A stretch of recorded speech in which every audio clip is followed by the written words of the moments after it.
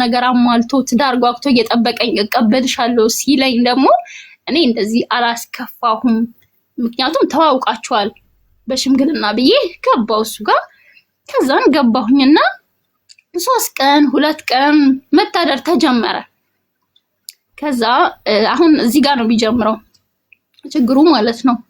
ከዛ እንደዚህ ቁጭ ብለን እያወራን ልጅ ትፈልጋለህ ወይ? እንዴት ነው አሁን ለምሳሌ አንድ ባልና ሚስት ልጅ እንዲመጣ 2 ሰው ተነጋግሮ ነው አይደለ? ልጅ እንዲመጣ የሚሆነው መጀመሪያ እግዚአብሔር ነው የሚሰጠው፣ ግን የሁለታችንም ፍቃደኝነት መሆን አለበት። ለምሳሌ እሱ ሳይፈልግ እኔ ካመጣሁት ያንን ልጅ ኃላፊነት ላይወስድ ይችላል አይደለ? ከዛ እንዴት ነው አሁን ልጅ አሁን ብዙ አመት ቆይተናል። ወደ በ5ኛ ዓመታችን ነው የተጋባ ነውና ብዙ አመት ቆይተናል እና እኔ ደግሞ ፍሬ እንዲኖረን ፈልጋለሁ። በቃ ምክንያቱም ይሄ ፍቅር ወደ ትዳር አምርቷል። ትዳር ውስጥ ደግሞ ፍሬ ይኖረን። እኔ ሐሳቤ እንደዛ ነው አልኩት። አይ እንዳንቺ ፍላጎት እኔ ችግር የለብኝም ብትቆይም አሁን ላይ ቢሆንም ብትቆይም ችግር የለብኝም አለኝ። እንዴት ማለት ሰው ሁለት መልስ አይኖረው። አንዱን ትነግረኛለህ ወይ ቆይ ወይ አልፈልግም ወይ ደግሞ ቆይ ወይ ደግሞ ፈልጋለሁ አለካ አይደለ አሌክስ? እንደዛ ነው መሆን ያለበት አልኩት። የኔ ደግሞ ፍላጎት አሁን እንዲሆን ነው። በቃ ፍሬ እንዲኖረን ነው። ምክንያቱም ተዋደናል፣ ቤተሰብ ተዋውቋል፣ ብዙ ሂደት ሄደናል። 5 አመት ቀላል አይደለም። ከዛ አይ እንደውም እኮ አርቲስቶች አንቺ ገና ልጅ ነሽ፣ አርቲስቶች ምንድነው ገና በ40 አመታቸው በ45 አመታቸው ራሳቸውን ጠብቀው ሽንቅጥ ብሎ አታያቸውም እንዴ ወልደው? ምንድነው አሁን ልጅ የሚያስብልሽ? በቃ እንዳንቺ ፍላጎት አድርጊው አለኝ። በቃ ተናደርኩ። የሆነ ፊቴ ቀላ ምናምን ተቀያየረ። እንዴት እንዳንቺ ፍላጎት ትለኛለህ? ምን ማለት ነው? በቃ ልጅ አትፈልግም፣ ፍሬ አትፈልግም ማለት የሆነ ፍሬ ማየት አትፈልግም፣ ልጅ አያጓጓም ወይስ አትወደኝም አልኩት። እንደዛ ማለት አይደለም። ኧረ በቃ ከቆየሽም ቆይ ከወለድሽም ልጅ እኔ ችግር የለብኝም ነው። እሺ አንተ ፍላጎት ምንድነው? በዚህ በጣም ተከራከርን። በዛ ክርክር መሃል ሳምንት ቆየን። ይሄ መልስ እያከራከረን በቃ ይሄ አዲስ ሙሽራነትም አለ ምናምን። ከዛ እያከራከረን ለካ እኔ በዛውም አርግዣለሁ። በቃ እርግዝና ተፈጥሮብኛል። በቃ የገባሁኝ ቀንም እዛው ተፈጥሯል። ከዛ መቼ ሰው ሲኖር መውጣት አለበት አይደለ? ከቤት ትወጣለህ፣ ትዝናናለህ። ከሩቅ አገር ነው የመጣኸው። ደግሞ ቤት ውስጥ አብረህ ስትሆን ትበላለህ፣ ትጠጣለህ። ከዛ ዝም ይለኛል። የእውነት ነው የምልህ። ቤት ውስጥ ሶፋ፣ ቴሌቪዥን፣ አልጋ አለ፣ ሌላ ምንም ነገር የለም። ከዛ ዝም ይለኛል አሌክስ። በቃ ጸጥ ነው የሚለኝ። ከዛ የሆነ ቀን ፋሲካ ነበረ። እኔ በዳግማ ትንሣኤ ነው የገባሁት። ፋሲካ ነበረ። ፋሲካን በቃ ድል አርጌ በቃ ደስ በሚል ሁኔታ ጎረቤት ጠርቼ ምናምን የእውነት ነው የምልህ ደስ በሚል ሁኔታ ምንም ነገር ሳይጎድል አከበርኩኝ። ከዛ በፋሲካ ማግስት አሁንም ዝም ይለኛል። ለፋሲካም ዝም ይለኛል። ምንም ይሄ አለ አይደል እንደ ባል ይሄን አድርጊ የሚል አስተዋጽኦ ይሄን ብናደርግ የሚል ነገር ምንም አላይበትም። ገባክ? ሁሉን ነገር የምንበላው የምንጠጣውን ነገር እኔ ነኝ ሄጄ የምገዛው። ከዛ ልክ በፋሲካ ማግስት ዳግማ ትንሣኤ ሲመጣ ቁጭ አሉና ለምንድን ነው ቤት ውስጥ አስቤዛ ማትገዛው? ማለት ልጅ አልመጣም አይደለ? አሁን ፋሚሊ የለንም፣ እኔና አንተ ብቻ ነን ያለነው። እንደዚህ መሆን የለበትም። ይሄን ነገር አድርግ ሳልል እንደውም አንተን አስበህ ማድረግ ያለብህ አልኩት። አይ የሆነ ገንዘብ ተይዞብኝ ነው፣ እኔ ገንዘብ ተይዞብኝ ነው እንጂ ማደርግ ሰው ነኝ። ይሄ ሊያከራክረን አይገባም ምናምን አለ። ፊቱ ተቀያየረብኝ። ለምን ይቅርታ ግን አሌክስ ካበዛውት። ከዛ እንደዛ ሲለኝ በቃ ከዛን ጊዜ ጀምሮ ነው መቀየር የጀመረው ማለት ነው። ዝም አልኩኝ።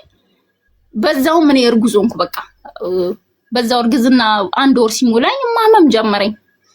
ከዛ 1 ወር ልክ እርጉዝ ሆኜ እያለ ይሄንኑ አስቤዛ ሳይሰጠኝ በቃ ቤት ውስጥ አለ አይደለ? እኔ አውጥቼ አልናገርም፣ ግን እንደ ባል የባል ኃላፊነት አላይበትም። በቃ ስራም አቆምኩኝ። የሆነ ሰዓት በቃ እረፍት ፈልጋለሁ፣ ከደክሞኝም ስለመጣው እረፍት ፈልጋለሁ ብሎ ስራም አቆመ። ማለት ወደ ሌላ ሀገር ሄዶ ነበር፣ እኩል ነበር የመጣ ነው።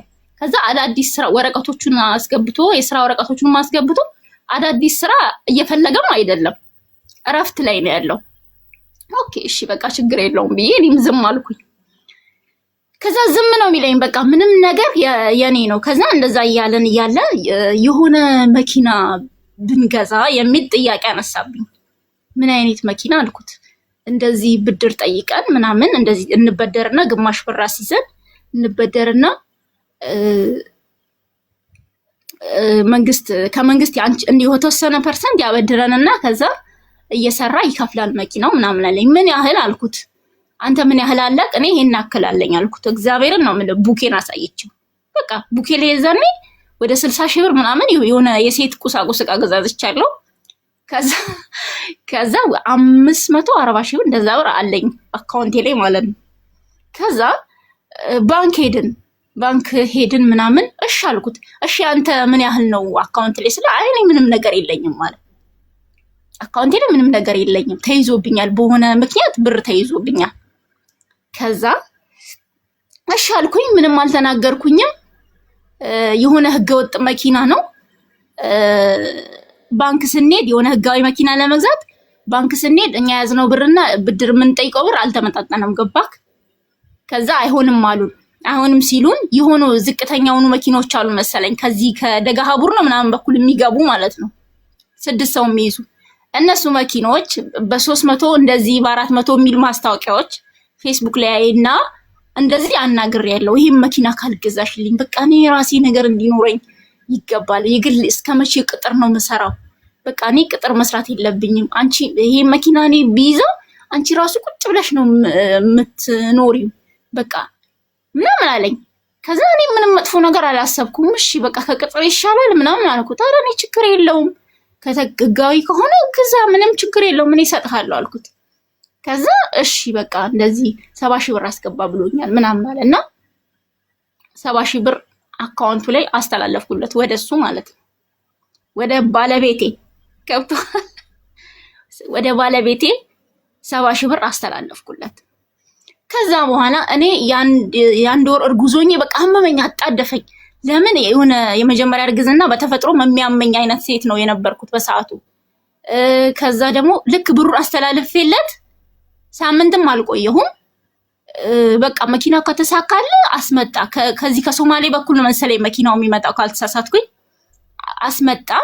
ካልሆነልህም ደግሞ የማይሆን ከሆነ ሁኔታውን አይተክ የማይሆን ከሆነ ደግሞ በቃ ብሩ ይቀመጥ አንተ አካውንት ላይ ብዬ እኔ እናቴ ጋር ሄድኩ። በጣም እያመመኝ ስለነበር በጣም ያስመልሰኛል። በቃ የሆነ እሱን ፊት ለፊቴ ማየት አልፈልግም። በጣም ያመኝ ነበር። የሆነ መቀመጥ ሙላ አልችልም። ከባድ ህመም ነበረብኝ። ከዛ ወደ እናቴ ጋር ሄድኩኝ። የአንድ ወር እርጉዞኜ ማለት ነው። ያንን 70 ሺህ ብር አካውንቱ ላይ አድርጌ ሄድኩኝ። ከዛን ሲሄድ ልክ 2 ወር ሞላኝ። አሁን እዛው እየታመምኩኝ እርጉዞኜ እየታመምኩ 2 ወር ሞላኝ። ከዛም መኪናው አልተገዛም። 2 ወር ሞልቶኝ እንዴት ነሽ? በመሀል ይደውልልኛል። እንዴት ነሽ? ደህና ነሽ ወይ? ሰላም ነሽ ወይ? ምናምን አለኝ። ከዛ የሆነ ብር እንድትልኪልኝ ፈልጌ ነበር ምናምን አልኩት። የምን ብር? አይ እኔ እኮ ስራ አቁሜ እንደዚህ ኪራይም እየከፈልኩኝ ነው። በቃ አለ ያ ብር የላክሽልኝ፣ ግን መኪናውም አልተገዛም። ያ እንደ ቀብድ ነው ያ መኪና እንጂ የመኪና ዋጋ እኮ አይደለም። ገብቶሃል አሌክስ? እንደ ቀብድ ሊሰጣቸው ነው ትራንስፈር ያደረኩለት። ከዛ አይ መኪናውም አልተሳካም። ያው ህገወጥ ነገር ነው መሰለኝ። ብዙም ሲሄድበት ደስ አላለኝም። ብሩን ደግሞ የተወሰነውን ለሆነ ነገር አውየዋለሁ፣ አስረዳሻለሁ። ግን አሁን 20 ሺህ ብር ትራንስፈር አድርጊልኝ አለኝ። ለምን ጉዳይ አልኩት። ምክንያቱም ያ 70 ሺህ ብር ገብቶሃል? ያ 70 ሺህ ብር ለምን ጉዳይ እንደወጣ ማውቀው ነገር የለም። 10 ሺህ ብር ቤት ኪራይ ከፍያለሁ ብሎኛል። ገና እኔ 1 ወሬ ነው ከሄድኩ። የ2 ወር እርጉዝ ነኝ። ከዛ በጣም ብልጭ አለብኝ። ተናደድኩ ስልክ ላይ ማለት ነው። ምክንያቱም እርግዝናውም አለ። በቃ ያ ብር የት ሄዶ ነው ድጋሚ ደግሞ አሁን ብር የሚጠይቀኝ? እንደዚህ እንዴት ይሆናል ብዬ ብልጭ አለብኝና እንዴት አይ በብር የሆነ አላ ቁጡ ሳይሆን የሆነ ጥያቄ ያዘል ነገር እንደዚህ አይነት ነገር እንዴ መጀመሪያውስ ለምን እንዴት ምናምን የሚል ጥያቄ የለም እንደዛ። ከዛም ሳቀርብ አይ እኔና አንቺ በገንዘብ እንዳንጣላ ገንዘብ እንዳያጣላን፣ ኧረ የሚመለስ ነው ይሄ የሚመለስ ነው። ይሄ እኮ ብድር አይደለም። በቃ ብድር አይደለም ማለት ባልና ሚስት መሀል እኮ ብድር የለም አይደለም። አንድ ገንዘብ ይወጣል። የት እንደገባ ከታወቀ ገንዘብ ከሰው ልጅ አይበልጥም። ምክንያታዊ ግን መሆን አለብህ። ገንዘብ ሲወጣ ለዚህ ጉዳይ ውሏል ካሳመነኝ በቃ ለምን ሚሊዮን ብር አይሆንም አይደል አሌክስ አልኩኝና ከዛ አኮረፈ በቃ። ከዛ እግዚአብሔር ነው የምልህ ተለማምጬ እኔ ነኝ የታረቅኩት። አስበው እርግዝና እያመመኝ ነው እንዴት 20 ሺህ ብር ላክ ያ ብር እያለ እንዴት ትጠይቀኛለህ በሚለው ስቆጣ አኮረፈ። ከዛ ማታ ተለማምጬ እንዴ እንደዛ አትበል ገንዘብ ካንተ ገንዘብ አይበልጥብኝም እንደዛማ አትሁን ለምን ይከፋሃል አይኖ እረዳሃለሁ በቃ ወይ አሁን ስራ ላይ ስላልሆንኩ እኔ እኮ ገንዘብ አለኝ ገንዘብ ያለኝ ሰው ነኝ በሆነ ምክንያት ተይዞብኝ እሺ እኔ ሚስትክ ነኝ ምክንያቱ ምንድነው አካውንት ላይ ገንዘብ ካለ በምክንያት ተይዞብህ ነው ንገረኝ አይ የሆነ ነገር ነው በቃ ትደርሽበታለሽ ምናምን እሺ ብዬ ሲያኮርፍ ብድግ አድርጌ አሁን 20 ሺህ ብሩን ትራንስፈር አደረኩለት።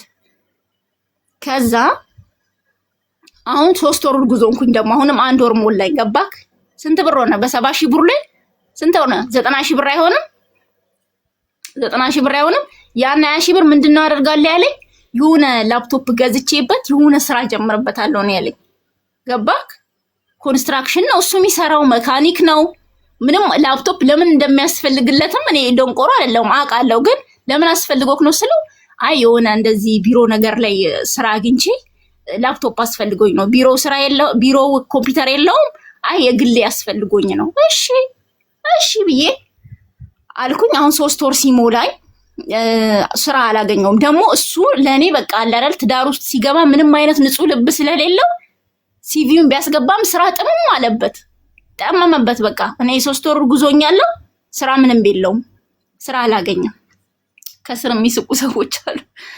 ከዛ በቃ እንደዛ ሆንኩኝ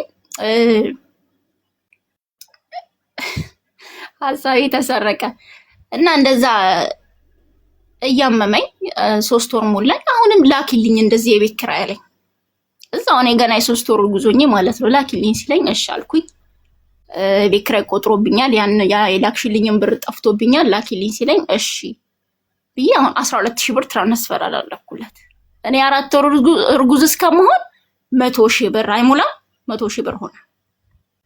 ከዛ 4 ወር ጉዞኝ ትንሽ ገገም የሆነ ሳገግም መጣው ወደ ቢሆን አላለ ነገሮችን እንዳልጠይቀው አለቀሰ እንባ በእንባ ሆነ።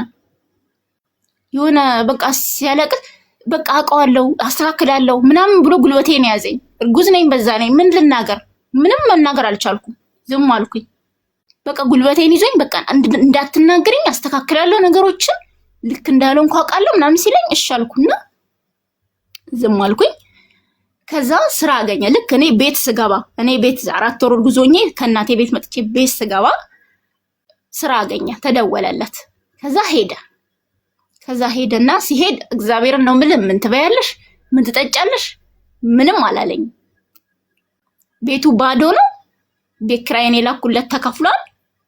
በቃ ሄደ የሆነ ቦታ ወደ ሞጆ መስመር ነው ስራ አግኝቶ ሄደ። ከዛ ሄደና የሆነ የምግብ የሚከፈላለ ላኪልኝ ትራንስፈር አድርጊልኝ አለኝ።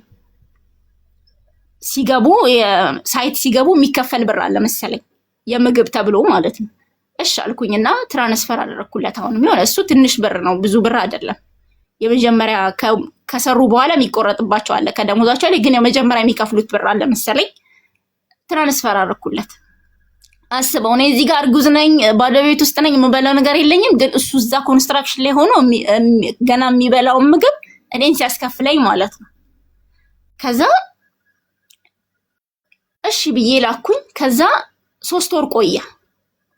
3 ወር ሲቆይ አሁን ድጋሚ 1 ወር መጥቼ ሲቆይ 5 ወር እርጉዝ ሲሆን ቤት ኪራይ አሁን 1 ወር አይደርስም እሱ እዛ ፊልድ ነው። ከዛ አከራዩ አይ እኔ ብር ስንለው እሷን ጠይቋት እያለ ነው። እንዴት ነው ይሄ ነገር ማለት ተግባቡ እናንተ የለኝም እኔ እሷን ጠይቋት አይ ከዚህ በፊት እኮ እንደ ቤት ኪራይ ደርሶበት አንቺ ሳትኖሪ አይ እሷ ስትልክልኝ ነው ከፍላለሁ ያለው ብሎን ነበር ከዚህ በፊትና ተግባቡ ገንዘብ አንቺ ካለሽ ክፈይኛ ቤት ኪራይ አታሳልፉብን የሆነ መግባባት ይኑራችሁ እንጂ መሐከላችሁ ለኛ አንጎዳ በእናንተ ምናምን ሲሉኝ በጣም ስለቀጠጠኝ በቃ አዘንኩኝ። ለምን እንዲህ ያለ እንዴት እንዲህ ይላል ምንም ያህል ቢቸግረው እሷ ሚስቴ ስትልክልኝ ከፍላለሁ ለምን ይላል እንዴት ምናምን ብዬ ተናደድኩኝ። ከዛም ሰው ምንም ያክል ቢያጣ እኮ እንደዛ አይልም አይደለ የሆነ ገመናህን መደበቅ የሚባል ነገር አለ። ከዛ ተናደድኩኝና እሺ ክፈል አሁን ስራ ላይ ነው ያለው ክፈል እሺ ላክ ከሰርተም ከተቀበልክ ላክ ምናምን ስለው በቃ በስንት ስንት መከራ ወሩ አልፎ ሰውየው ከቤቱ ጡልኝ እስከሚል ከስንት ጭቅጭቅ በኋላ እኔም እልህ ይዞኝ አልከፈልኩም። ከስንት ጭቅጭቅ በኋላ የሁለት ወር ሆኖበት የአንድ ወር ላከ። ከዛን ተከፈለ።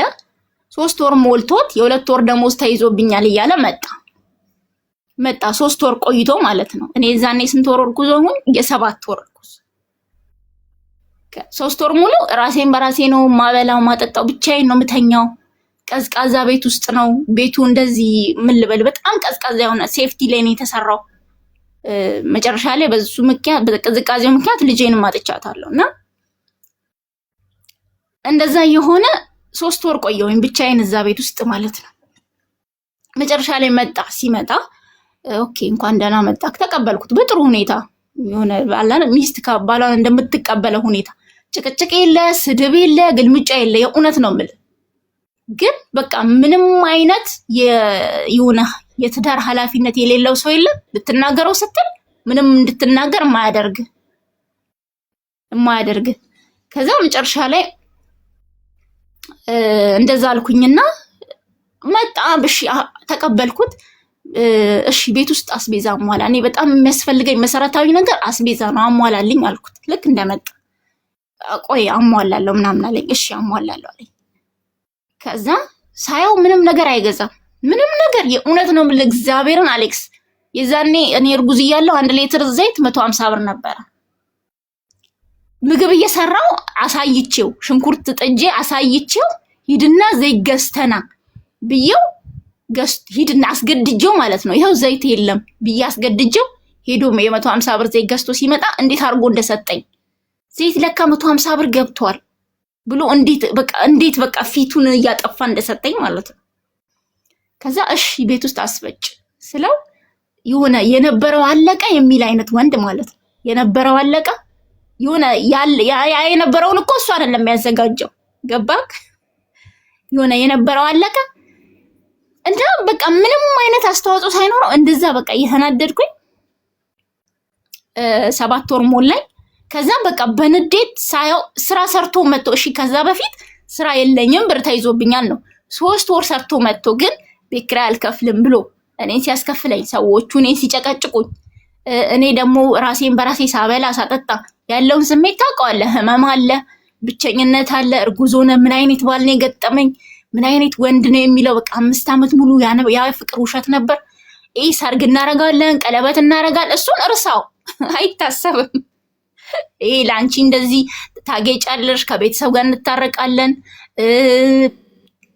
አለ አይደል? ሰው እኮ ሲጋባ ቤተሰብ ጋር መሄድ አለ፣ ከጓደኛው ቅልቅል የሚባል ነገር አለ። ሰርግም ባይሆን እንደዚህ አይነት ነገር አያስብም በጭራሽ። እኔ አላማው ምን እንደሆነ ብቻ ግራ ነው የሚገባኝ። ከዛ መጨረሻ ላይ ሳየው ስራ ሰርቶ መጥቶ ምንም አይነት ገንዘብ አይሰጠኝም፣ ምንም አይነት ማለት ነው። እኔ እኮ ሌላ ወተን እንዝናና እንዲያርግልኝ እግዚአብሔርን ቤት ውስጥ አብረን ለምንበላው ነገር፣ እኔ እርጉዞኛ አብረን ለምንበላው ነገር ግዛ ስለው ጸጥ ነው፣ ምንም መልስ አይሰጠኝም። እሺም እምቢም አይሰጠኝ አይለኝም፣ ዝም። እኔ ደግሞ ስናደድ ሄጄ ገዝቼ መጣና እበላለሁ። ከዛ እንደዛ የሆነ መጨረሻ ላይ ጣለኝ። በቃ ተናድጄ ወደኩ፣ በራሱ እጅ ላይ ወደኩኝ ቤት ውስጥ ማለት ነው። የ7 ወር እርጉዞኝ። ከዛ ሐኪም ቤት ሄድኩኝ ምናምን። ሐኪም ቤት ስሄድ የእውነት ነው የምልህ 3 ቀን ምግብም ውሃም ከልክየው ነበር ራሴን ማለት ነው። ቁጭ ላለው ቤት ውስጥ የሆነ ብላ ብዬ ምግብ አቀርብለታለሁ፣ አልበላም አልጠጣም። በቃ የሆነ ቅጥል እያልኩኝ ውስጤ ብግን ይላል፣ አውጥቼም አልናገርም በቃ። ከዛ ጽንሱም ተጎዳ። እኔም ጽንሱም እንዲሞት ነው ፍላጎቴ ማለት ነው። የእውነት ነው የምልህ በቃ በጣም ምርር አደረገኝ። ከዛ ሐኪም ቤት ገባው። የሆነ ሰዓት ላይ ወደኩኝ፣ አናቴን ያዘኝና በቃ ራሱ አምራን እንዲቁጭ ብለን እያለ ወደኩኝ። ከዛ ሐኪም ቤት ገባው። ሐኪም ቤት ስገባ 8 ግልኮስ ነው የወሰድኩት፣ ብታምንም ባታምንም። በቃ ግልኮሱ ይጠጣዋል ሰውነቴ፣ በቃ ይጠጣዋል፣ ጸጥ ብሎ ይጠጣዋል። በቃ ሰው አልመስልም። ጽንስ የ7 ወር እርጉዝ ራሱ አልመስልም። የ2 ወር እርጉዝ ራሱ አልመስልም። ጽንሱ ምንም የለም ሆዴ ውስጥ። ከዛን የሆነ ሰዓት ላይ ተደናግጠው ዶክተሮቹ ምንድነው በቃ ይሄ በልዩ ኬዝ ነው፣ ከኛ በላይ ነው። ጤና ጣቢያ ውስጥ ነው የተኛሁት ማለት ከኛ በላይ ነው፣ ይሄ ልዩ ኬዝ ነው፣ ተኝታ ነው መታከም ያለባት ምናምን ሲሉ፣ እሱን የሚያሳስበው የገንዘብ ጉዳይ ነው። ከዛ ስንት ሰዓት ነው የገባሁት? 2 ሰዓት ነው አቃቂ ቃሊቲ ጤና ጣቢያ የገባሁት ማለት ነው። 2 ሰዓት ጠዋት ሄድኩኝ። ከዛ ግልኮስ የተጀመረልኝ 10 ሰዓት ነው። ከ2 ሰዓት እስከ 10 ሰዓት ምንም አይነት ምግብ አልበላሁም። ከዛ 10 ሰዓት ግልኮስ ተኝታ ነው መታከም ያለባት ተብሎ ግልኮስ ተደቀነልኝ። እስከ ሌሊቱ 4 ሰዓት ግልኮስ እየወሰድኩኝ ነው። ከ10 ሰዓት ጀምሮ ምንም በቃ ሰውነቴ ዝም ብሎ ይመጣዋል። ከዛ መጨረሻ ላይ ራበኝ። የሆነ ሰዓት ላይ በጣም ራበኝ፣ ራብ አንገበገበኝ በቃ። ከዛ ራበኝ አልኩት። የእውነት አሌክስ ራበኝ፣ በቃ ራበኝ። ጽንሱ እንዲነከሰኝ በቃ ጥርስ አውጥቶ ነው የነከሰኝ። የሆነ የራብ ስሜት ተሰማኝ። አስበው ይሄ ሰው የአዲስ አበባ ተወላጅ ነው፣ እናት አባት አሉት፣ የስራ ባልደረቦች አሉት። ቢያንስ እኔ ገንዘብ የለኝም እንኳን ባለው እዛ ጋር እንደዛ ተኝቼ ገንዘብ የለኝም እንኳን ቢል እኔ እዛ ጋር ተኝቼ ማለት ነው ራበኝ ሲል ቤተሰብ መደወል ይችላል። እንዲህ ምግብ አምጡልኝ፣ ሚስቴ እንደዚህ እርጉዝ ሆና ነው ሆስፒታል ገብታ ነው። የገና ዋዜማ ነበር የገባሁትና በቃ ነርሶች ማለት ነው አንተ ምንድነህ እስኪሉት ድረስ ማለት ነው አንቺ ሀገርሽ የት ነው የሆነ ከሞትኩም የሆነ ሬሳይን አድራሻዬን ለማወቅ ማለት ነው የሆነ ድንዝዝ ያለ ሰው ታውቃለህ። እዛ ጋር እኔ ምግብ ያስፈልገኛል፣ መድኃኒት ያስፈልገኛል። የሆነ ጥግ ላይ ገብቶ ቁጭ ይልና ሲፈልጉት የለም። ገባክ? ከዛ የት ነው ሄደው መድኃኒት ይግዛ፣ የት ነው ሄደው የማን እኔ እዛ ጋር ማንም የለኝም። ከዛ መጨረሻ ላይ ዶክተሮች መጡና የት ነው አንቺ ሀገርሽ ምናምን። እኔ እንደዚህ ነው ሀገሬ። እሱስ የዚህ ሂድ ልብስ አምጣ፣ ሂድ ምግብ አምጣ አሉት። አፍጥጠው ማለት ነው ጮሁበት። ከዛ አይ አራስ ማልኩ እኮ በዚህ ሰዓት እንዴት ነው ሄጄ ምግብ ማመጣው? በዚህ ሰዓት ሄዷል ምናምን።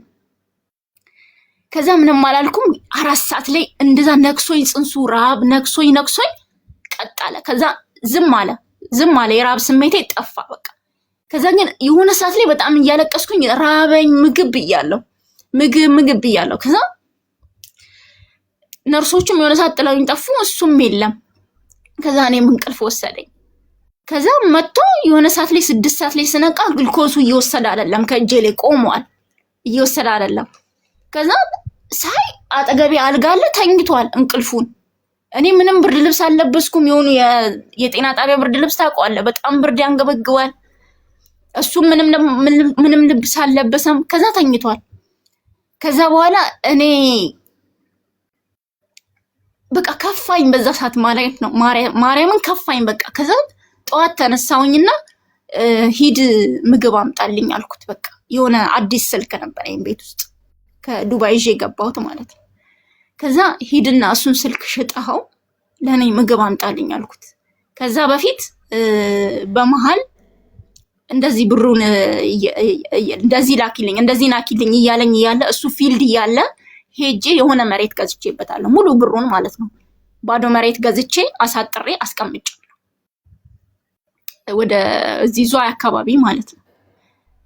ባዶ መሬት ገዝቼ አሳጥሬ በቆርቆሮ አስቀመጥኩኝ። ከዛ ፈርቼ የሆነ ሰዓት ላይ እንደውም ባዶ መሬቱ እንዲክፍት ሊቀመጥ ነበር። ከዛ ከፊልድ ከመጣ በኋላ እንዲሁ ዝም ብሎ እየዘረዘርኩኝ ብሩ ሲጠፋ ሄጄ አሳጠርኩኝ እና ነግሬው እንደዚህ በቃ እየጠፋ ስለሆነ ብሩ እንደዚህ አሳጠር ነው። ያው መሬቱ ተገዝቶ የለ ይጠቅመናል፣ ወደፊት ቤትም ብንሰራበት ምንም ብንልበት ስለሚጠቅመን ያው ብር ስለሚጠፋ ደግሞ ላሳጥረው እንደዚህ መሬት ባዶ ሲቀመጥ ጥሩ አይደለም ምናምን ብዬው ከሱ ሽሽት ያንን ብር እዛ ነገር ላይ አውዬ ተራብኩኝ። በቃ በጣም ተራብኩ፣ ተጠማው። ከዛ በኋላ ሂድ ያንን ስልክ ሽጠው ምግብ አምጣልኝ አልኩት። ከዛ ሄደ ቤት ጠዋት ሲነጋ ሄደ። ነርሶቹ በጣም ነው የተገረሙት። ምን አይነት ሰው ነው? ለምንድን ነው እንዲህ ሆኖ ምናምን አሉት። ጓደኛ የለውም ቤተሰብ የለውም ምናምን አሉ። ከዛ ሄደ ስልኩን 8000 ብር ሸጠው። የገናም ጠዋት ነው፣ ጠዋት ላይ በቃ በጠዋት 8000 ብር ሸጠውና ቴምር፣ ቆሎ፣ ውሃ ምናምን ይዞ ሊመጣ በቃ እንደ ሰይጣን ነው የበላሁት። እኔ እንዴት እንደበላሁት ራሱ አላውቅም ያን ምግብ። ከዛ በላሁት። ወይኔ በቃ ብቻ እንዴት እንደበላሁት አላውቅም፣ በጣም ርቦኝ ስለነበር። ከዛም በላሁት። በልቼው ያንን ምግብ ብሩን ሰጠኝ፣ የሸጠበትን ብሩን ሰጠኝ። ሆስፒታል ውስጥ እዳ ነበረብን፣ ወደ ብር እዳ ምናምን ነበረብን መሰለኝ፣ የሆኑ መድኃኒቶች የተገዙበት የተለያየ ነገር 1500 ምናምን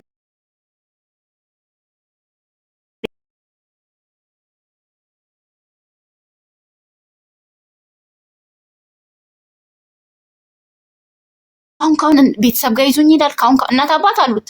ካሁን ቤተሰብ ጋር ይዞኝ እግሬ እጄ አብጧል። በቃ እንዳለ አይኔ ሁሉ አብጧል። ያን ሁሉ ግልኮስ የወሰድኩበት ማለት ነው። ከዛም በባጃጅ አመት ባል ነው ቀኑ አስበው። በቃ እኔ የገመትኩት የሆነ እናትና አባቱ ቤት ይወስደኛል፣ የሆነ ከቤተሰብ ይቀላቅለኛል። ምንም ቢሆን ከሆስፒታል ነው እየወጣሁ ያለሁት። ከዛ ባዶ ቤት የተዘጋ ቤት ውስጥ ሄድና ተኛው ገብቼ።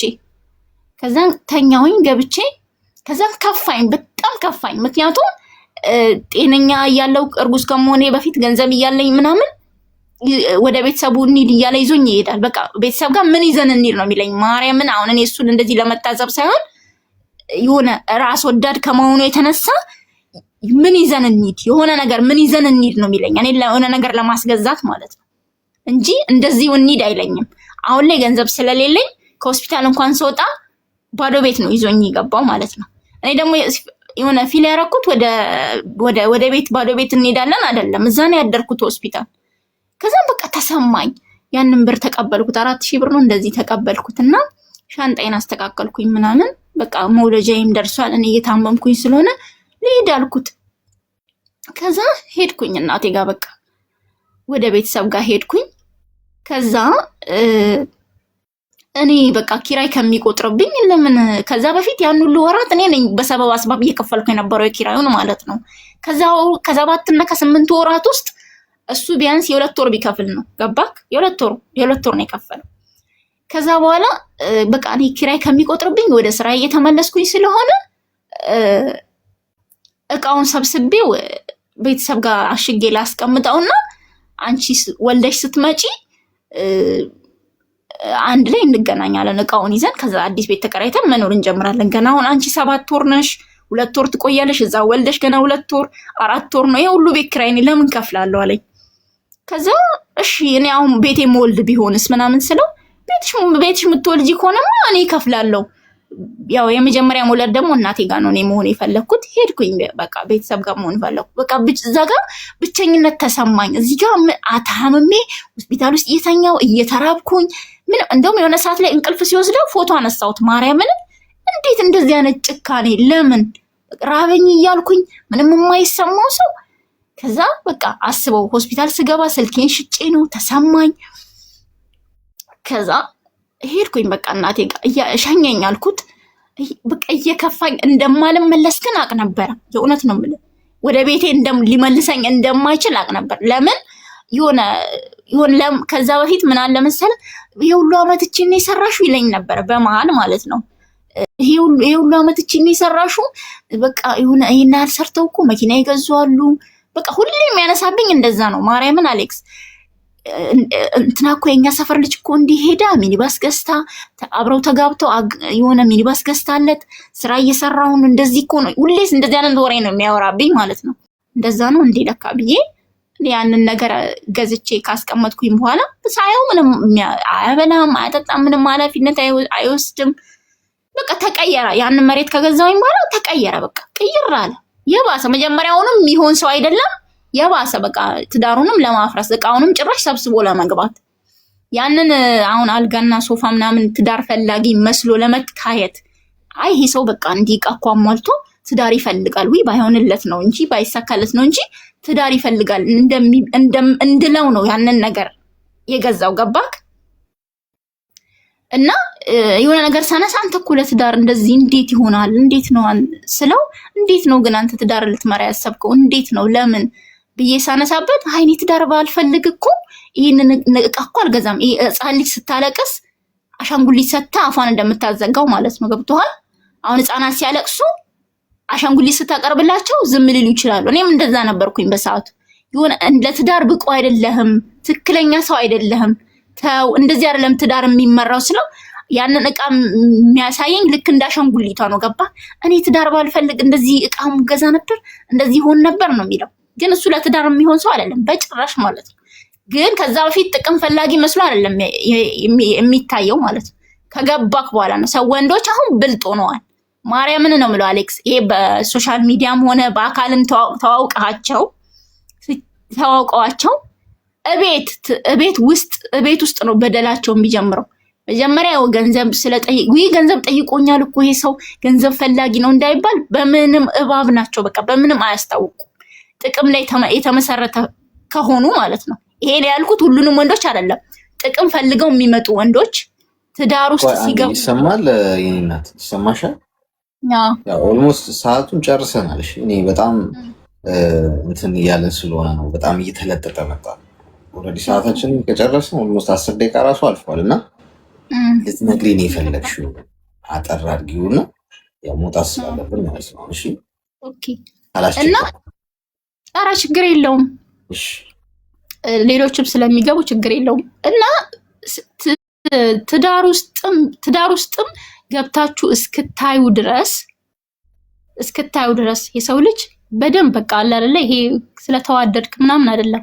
ትዳር ውስጥም ገብታችሁ የትክክለኛው ሰው ማንነት ትዳር ውስጥ ነው አይደለም የሚወጣው። ስለዚህ ትዳር ውስጥም ገብታችሁ እስክታዩ ድረስ ሰዎችን አትመኑ ነው እኔ አሁን ሴቶችን የምለው ማለት የሆናት ነው የምለው። ትዳር ውስጥም ስትገቡ አሁን ምን አይነት ሁኔታ ላይ ነሽ? ትዳር ውስጥ ሆነክ ነው ትክክለኛ ማንነቱ የሚወጣ የዛ ሰው ማለት ነው። እና ሰዎች ራሳቸውን አሳልፈው ቢሰጡ ለፍቅር ግን ትዳር ውስጥም ገብተው ይዩ በደንብ ያንን ሰው በደንብ ይወት ትዳር ውስጥ ነው የሰው ትክክለኛ ማንነቱ የሚወጣው ማለት ነው። እና እኔ እግዚአብሔር በብዙ ነገር አግዞኝ ረድቶኝ ጥሩ ነገር ላይ ነው ያለሁት። ግን አልሆነም። ልጅቷ አርፋብኛለች እና ካረፈችም በኋላ ህፃኗ አልመጣም በጭራሽ ማለት ነው። በዛው ነው የቀረው። እኔም በዛው ነው የቀረሁት። አልተገናኘሁም ከዛ ሰው ጋር ማለት ነው። እና ሰውን ሲያምኑ ማለት ነው። የእውነቴን ነው የምልህ። ይቅርታ እንደዚህ ካረዘምኩብህ በቃ እወጣለሁ። እሺ። እና ሰውን ሲያምኑ እንደ ማለት እንዴት ነው? ሰውን ስታምነው ከልብ ነው የምታምነው። ግን በደንብ ሰዎችን መመርመር አለብን፣ ማጣራት አለብን። እኛ ቢሆን ሰውን ስንወድ ታውረናል። የሆነ የሚታየን የዛ ሰው መጥፎ ጎኑ አይታየንም። ገባክ? እና ሴቶች እንደዚህ ሽማግሌ ስለተላከ ቤተሰብ ስለተዋወቀ ራሳችሁን አሳልፋችሁ አትስጡ ነው የምለው እኔ። የእውነቴን ነው የምልህ። ሰው እስከዛ ጥግ ድረስ ሰውን ለመጉዳት ይሄዳል። እና እንደዛ ነው። አመሰግናለሁ አሌክስ። እሺ ያው በጣም ተለጥጠ እንጂ አሁን አንቺ ልትነግሪያቸው የፈለግሽው ከኔ ህይወት ተማሩ ነው። ጥሩ ነው። አንቺ የሰራሽው ስህተት ሳትጋቡ ባልና ሚስት አይደላችሁ። ሽማግሌ የተላከ ማለት ባልና ሚስት ሆናችሁ ማለት አይደለም።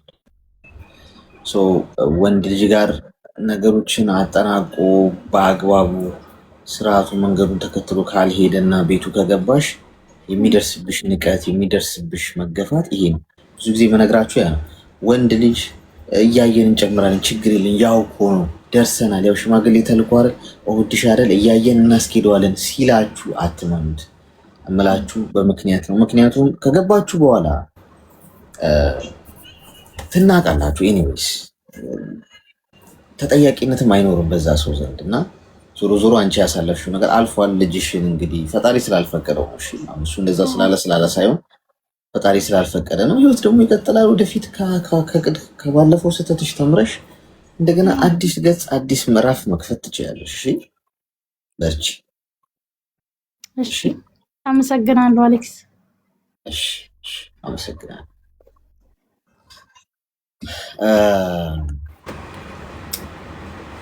አንዳንድ ሰው ማውጣት አለበት የውስጡ። በነገራችን ላይ ማውራት አለበት ማንም ሳያቋርጠው። እዛ ነው አንዳንዶቻችሁ ትዕግስት በቃ የሰው ሰው መሆኑ ቀረ ማለት ነው። ለማንኛውም ጥሩ ቆይታ ነበረን። ሰዓታችን ኦልሞስት ካለቀ ኦልሞስት ወደ 20 ደቂቃ ምናምን የሆነው ነው አሁን። ካለቀ እንኳን ሰው ነገ ደግሞ እንገናኛለን። ያልገባችሁ ሰዎች ዛሬ፣ ነገ ደግሞ ሌላ ቀን ኑ።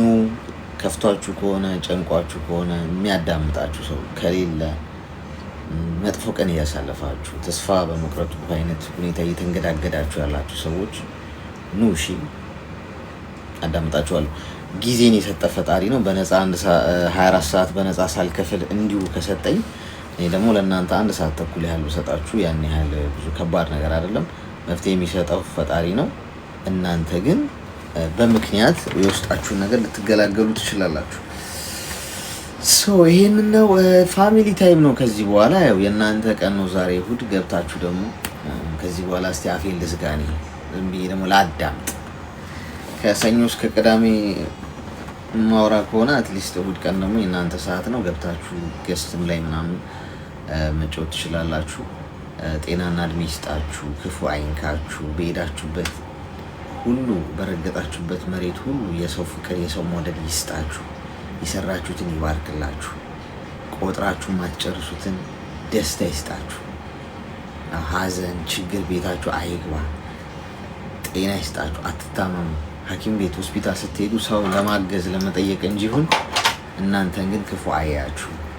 የልባችሁን መሻት ከክፋት በስተቀር ሁሉ ይፈጽምላችሁ። በጠላቶቻችሁ ፊት ከፍ አድርጎ ይሹማችሁ። እንድትወድቁ በሚፈልጉ ሰዎች ፊት ከፍ አድርጎ ያንሳችሁ። ይህንን ነው የምላችሁ።